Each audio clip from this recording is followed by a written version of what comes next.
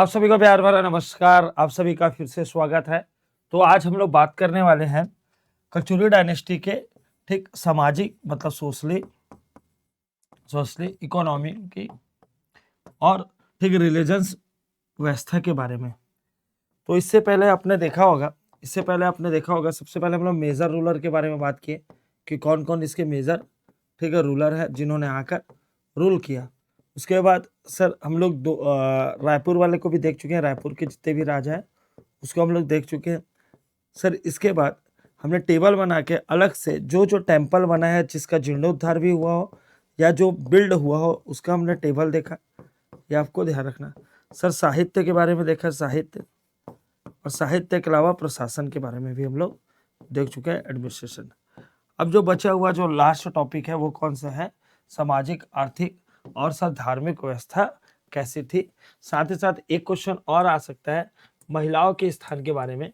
ठीक है, महिलाओं का स्थान कैसा था कल्चुरी डायनेस्टी में, महिलाओं का स्थान तो ये भी आ सकता है। तो इस कैसे आप डील करेंगे क्वेश्चन, इसके बारे में चर्चा करेंगे। कुछ क्वेश्चन को आपको प्रैक्टिस भी करना है जिसका मैंने पूरा आपको बता चुका है, बस आपको ध्यान रखना है। कैसा सर, पहला क्वेश्चन क्या है, describe the condition of Kalachuri at the ठीक at the times of Maratha attack. जब जब मराठों ने आक्रमण किया, मराठों ने आक्रमण किया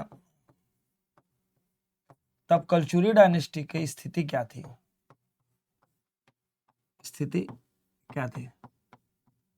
तो ये क्वेश्चन दो टाइप से बनता है। एक ये बोला जाता है कि इनका डाउनफॉल कल्चुरी का और rise of Maratha, rise of क्या है सर, मराठा। एक का डाउनफॉल है और एक का क्या है, राइज है। तो इस सिचुएशन में है ना, ये आपको ध्यान रखना है, इस सिचुएशन में ठीक राइज ऑफ मराठा। तो ये वाला जो है मैं आपको यहाँ पे बहुत और बढ़िया तरीके से बताऊंगा जिससे मराठा क्या हुए, राइज हुए। बाकी कंडीशन क्या थी तो पहले ही बता चुके हैं कि है ना, जो अंतिम राजा थे रघुनाथ जी, ठीक रघुनाथ जी जो थे, रघुनाथ सिंह जी, वो बहुत एजेड हो गए थे, उनके बेटे का डेथ हुआ था, इच्छा शक्ति की कमी थी। फिर छत्तीसगढ़ का जो एरिया है ठीक वो बहुत ही ज़्यादा फर्टाइल था और ऑलरेडी इनको जाना था अटैक करने के लिए पश्चिम बंगाल। तो ये सब 2 नंबर का है ना, 2020 में आया हुआ है। तो ये इतने पॉइंट भी लिखेंगे तो हमारा काम बन जाएगा। बाकी बड़े आंसर के लिए मैं आपको राइज ऑफ मराठा में आपको बताएंगे कि मराठा डायनेस्टी के राइज से ही कल्चुरल डायनेस्टी का इंड जुड़ा हुआ है ना। फिर 2020 में आया था what of the importance of गढ़ इन कल्चुरल एडमिनिस्ट्रेशन। मतलब ये बोला जा रहा है सर, जो गढ़ व्यवस्था हमने पढ़ाया था, देखे भी होंगे ठीक है, जिसमें अपन बताया था 7 बारहो आते हैं, 84 गांव आते हैं। ठीक है, गढ़ व्यवस्था उस टाइम प्रशासनिक के लिए बहुत ज़्यादा इंपॉर्टेंट था। ठीक, और उसी टाइम में शिवनाथ नदी को बेस मानकर, शिवनाथ नदी को बेस मानकर 36 गढ़ को 1818 में डिवाइड किया गया था। ठीक है, तो ये गढ़ व्यवस्था तो 2 नंबर में आया है। तो यही सब सारे पॉइंट को लिखना है। ठीक है, गढ़ व्यवस्था सबसे स्पष्ट रूप से किसके टाइम में दिखाई देता है, सर कल्याण सिंह के टाइम में दिखाई देता है।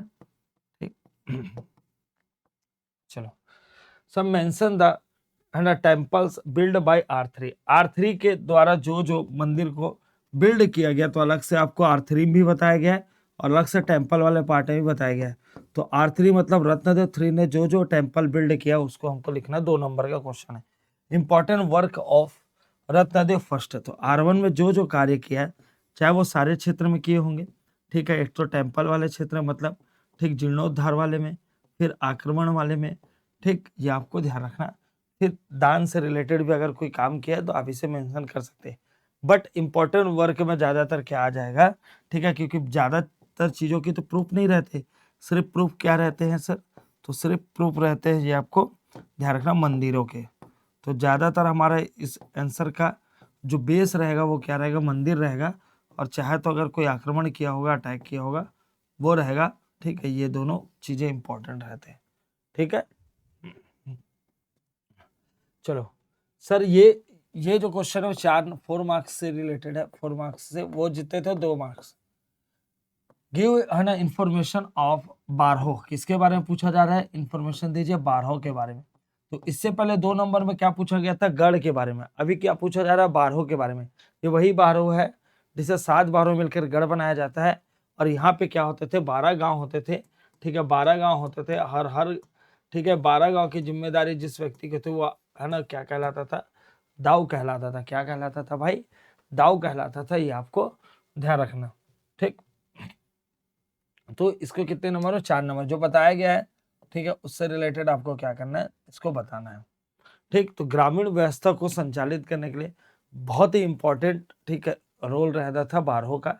ये भी आपको ध्यान रखना है। जो 12 गांव का क्या होता था, ग्रुप्स और 12 है ना विलेज, 12 गांव का क्या होता था, ग्रुप होता था। ये भी आपको ध्यान रखना सर। उसके बाद है ना क्वेश्चन 2020 में ही पूछा गया, give a brief introduction of Kalchuri rules of CG before establishment of Ratanpur as capital.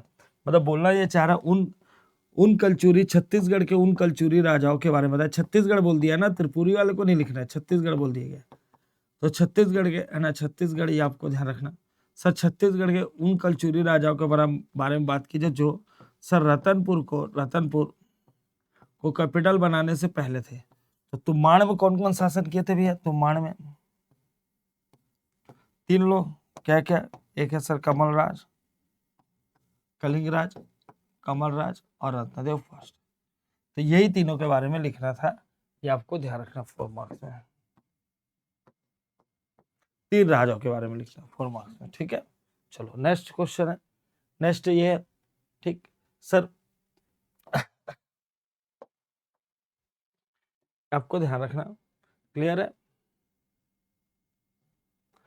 Number का उत्तर देखो ये है ना, ये 2 मार्क्स में आया हुआ क्वेश्चन है, ये 4 मार्क्स में आया हुआ क्वेश्चन है, ठीक। ये 8 मार्क्स वाला है ना,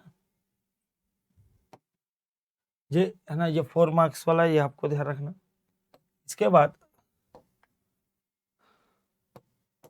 ये सबसे बड़ा क्वेश्चन है 15 मार्क्स 175 वाला सर। जाजल फर्स्ट है, तो पूरा इसीलिए तो मैं जाजल को इतना एफर्ट देके पढ़ाया था कि जाजल के पूरा अचीवमेंट, तो आप इसकी वाइफ का नाम, इसका टाइम पीरियड कब से कब तक रहा, ठीक, किसके बेटे थे, क्या क्या टाइटल होल्ड किया, ठीक, क्या क्या बनवाया, इसकी है ना, तो ये सारा कुछ आपको बता चुका। रतनपुर की पहचान अलग से कैसे बनी, फिर मंदिर का भी डिस्क्राइब दे दिया, जो जो मंदिर है, तो ये आपको ध्यान रखना, इसलिए ये 175 नंबर में आया है।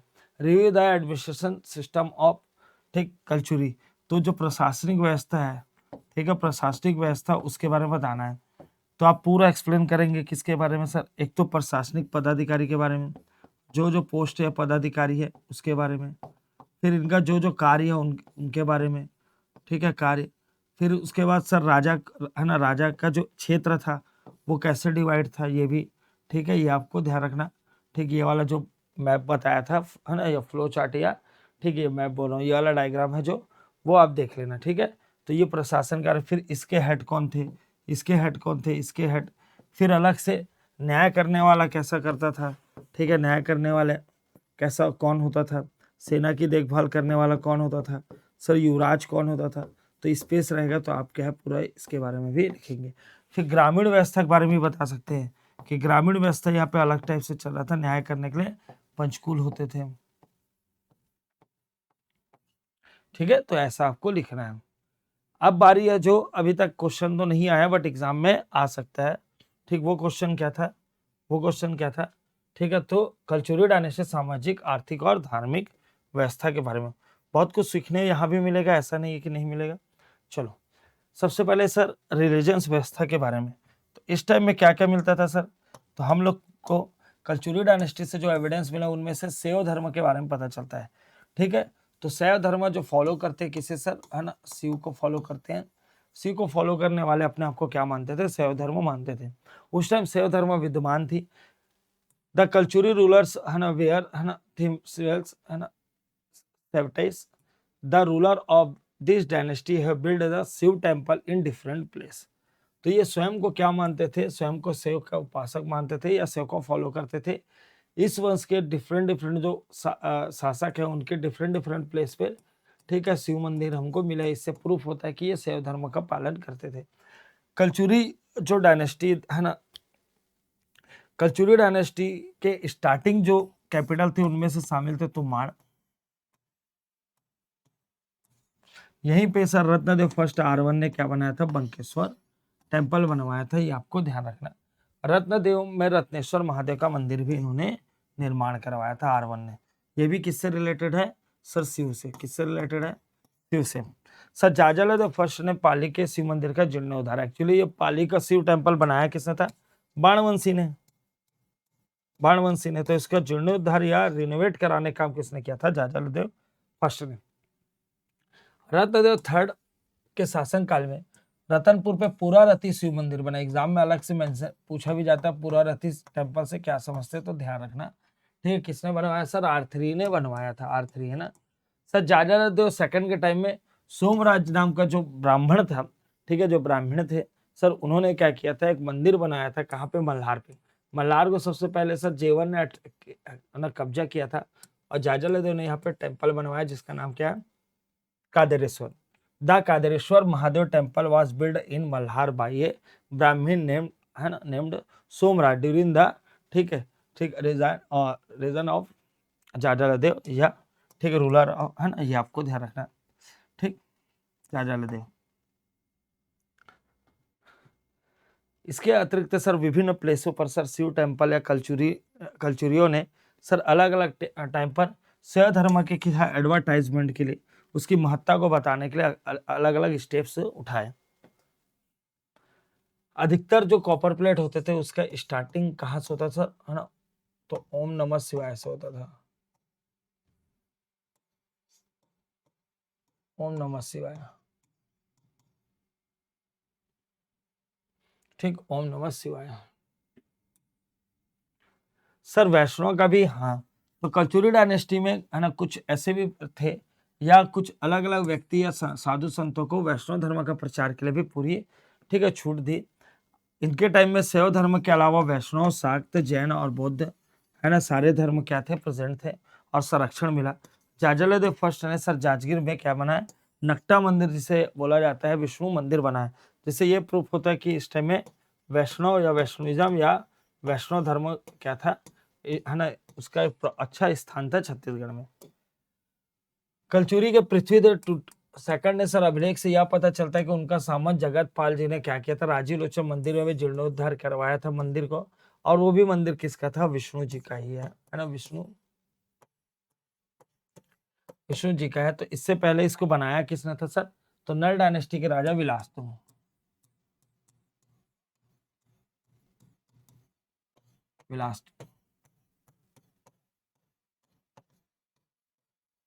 विलास्तु। सर हसदेव हमदेव राय की यथा में रायपुर के शाखा ब्रह्मदेव राय जी ने भी शासनकाल 1415 में देवपाल मोची नामक, तो ये कौन सा रायपुर बनाया था, लेकिन था तो कलचुरी भाई, और वो पूछा थोड़े ब्रांच वाइज, कलचुरी पूछा गया है, तो है ना, देवपाल मोची जी ने इन्हीं के टाइम में क्या किया था, ठीक है, तो विष्णु मंदिर बनाया था, ये भी आपको ध्यान रखना। विष्णु मंदिर का निर्माण कराया था। शाक्त धर्म की बात करते, कलचुरी शासन में शाक्त धर्म की भी उपासना की जाती थी, ऐसा स्टेटमेंट आएगा तो राइट लेना है ना। रत्नदेव ने क्या क्या किया था सर, महामाया टेम्पल बिल्ड कराया था। R1 ने क्या, महामाया टेम्पल। रत्नदेव तृतीय के टाइम में भी, है ना, इसके जो ब्राह्मण गंगाधर राव द्वारा रत्नपुर में एक वीरा मंदिर का निर्माण किया, जो कौन सा माता को डेडिकेटेड है, लक्ष्मी माता को। किसको भी है सर, लक्ष्मी माता को। ठीक, बारेंद्र राय ने भी, है ना, कोसगई में क्या किया था, कोसगई में, तो कोसगई में भी सर एक कोसगई माता का मंदिर बनवाया था, जो आज भी है ना, आज भी है। तो वही है, ये शिव को भी मानते थे, विष्णु को भी मानते थे और शक्ति को भी मानते थे या माता रानी को मानते थे। राजमुद्रा में क्या, माता रानी मतलब गज लक्ष्मी के क्या करते थे, ठीक है, सिंबल बनाते थे। सर जैन और बौद्ध की बात किया जाए तो सर जैन और बौद्ध धर्म का भी अस्तित्व इस काल में था, किंतु इनका उतना प्रभाव नहीं बना जितना, या उतना इसको प्रचार नहीं किया गया जितना, है ना, शिव और विष्णु को मिला, है ना, शिव और विष्णु जी को। चलो आगे बात करते हैं।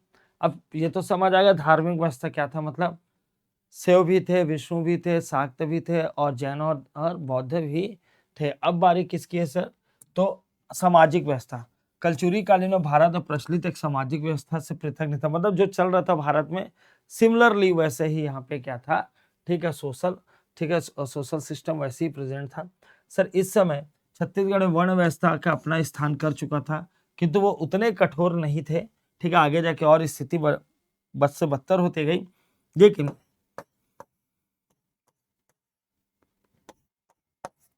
नागरिकों का जीवन स्तर बहुत अच्छा था, ये आपको ध्यान रखना। बाकी वर्ण व्यवस्था विद्यमान थी, एग्जाम में पूछा जाएगा वर्ण व्यवस्था विद्यमान थी तो यस लिखना, कलचुरी के टाइम में था, लेकिन उतना कठोर नहीं था, ठीक है, लेकिन था जरूर। सर राज्य के अधीन पद प्राप्त करने वाले केवल क्षत्रिय होना चाहिए, ऐसा बोला अनिवार्य नहीं था, मतलब जो अच्छे बहादुर रहेंगे उसको भी क्या है पद दिया जाता था, क्षत्रिय ही एकमात्र गुण नहीं था कि क्षत्रिय रहोगे तो मिल जाएगा। कलचुरी कालीन में विभिन्न इंस्क्रिप्शन ये पता चलता है कि क्षत्रिय के साथ साथ ब्राह्मण और वैश्य को भी इन्होंने क्या है एक ऊंचा स्थान दिया था, ठीक। कलचुरी डायनेस्टी ब्राह्मण क्षत्रिय वैश्य का उल्लेख मिलता है, किंतु ये आपको ध्यान रखना शूद्र नाम का वर्ड नहीं मिलता ना, एग्जाम में पूछा जाएगा वर्ण व्यवस्था तो था लेकिन शूद्र नाम का, ठीक है, ऐसा जिक्र नहीं होता, ये आपको ध्यान रखना।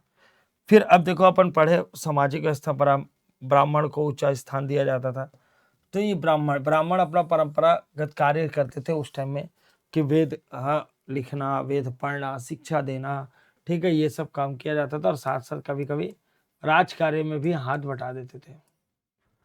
इसका उदाहरण है जैसे ब्राह्मण गंगाधर राव, इनको रत्नादेव तृतीय ने क्या बनाया था सर, है ना, प्रधानमंत्री,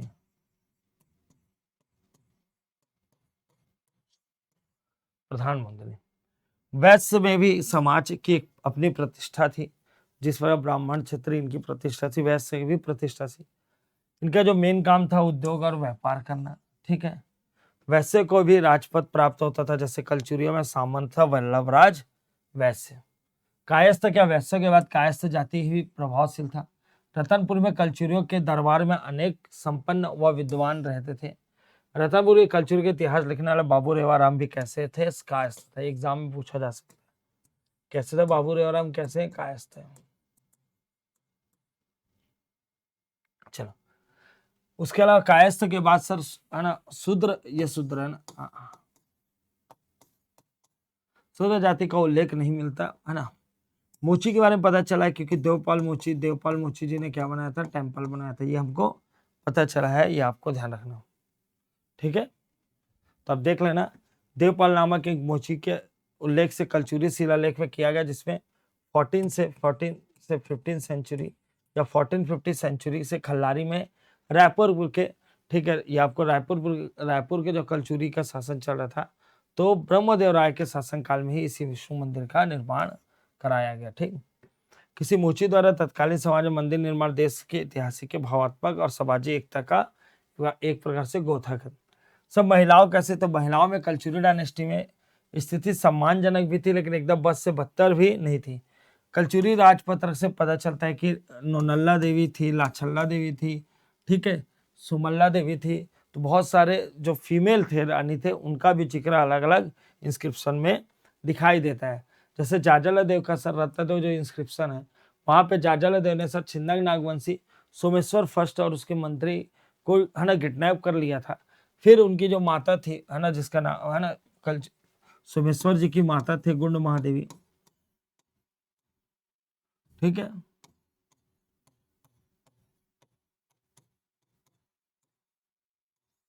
गुंड महादेवी, ठीक, उनके रिक्वेस्ट करने पर इनके बेटे को छोड़ दिया, जबकि बहुत ज्यादा गुस्से थे, लेकिन उनकी माता के रिक्वेस्ट करने पर क्या इनको छोड़ दिया गया, है ना। एसवन को किसने छोड़ा था भैया, ठीक है, तो ये जाजला देव फर्स्ट।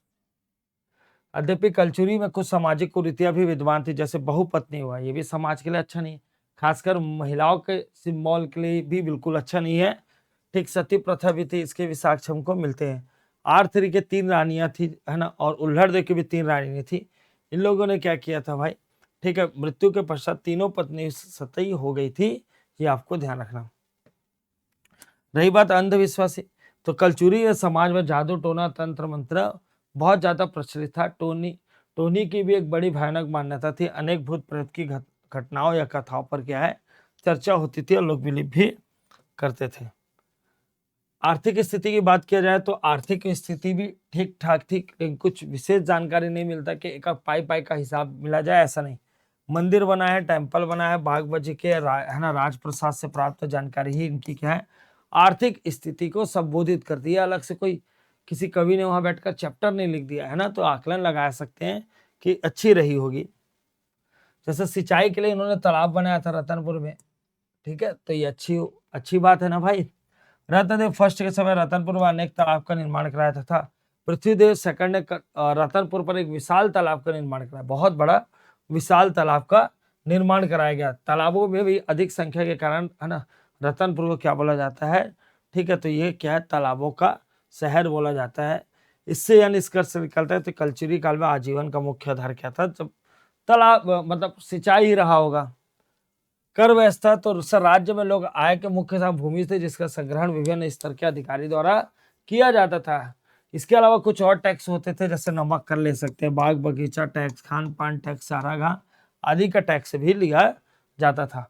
व्यापार कैसा था सर, व्यापार बहुत अच्छा था, बहुत शानदार था। जबकि छत्तीसगढ़ में कोई पोर्ट वाला एरिया नहीं है जहाँ से, ठीक है, बहुत ज्यादा ट्रेडिंग हो, लेकिन स्थिति बहुत अच्छी थी।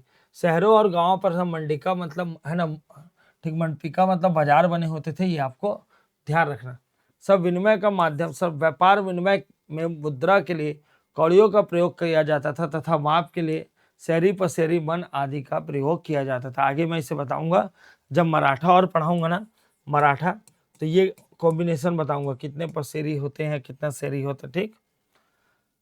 इसके अलावा राजा अपने साम्राज्य विस्तार होते बहुत ही सजग रहते थे और सचेत भी रहते थे कि भाई कोई अटैक ना कर दे और मुझे धीरे धीरे, ठीक है, राजाओं को पराजित कर रहे हैं, जिससे उनका जो कोष है, ठीक है, वो हमारे हाथ लग जाए, ठीक है, ये आपको ध्यान रखना, हमारे हाथ लग जाए ऐसा राजा सोचते थे, या उसमें अधिकार कर ले।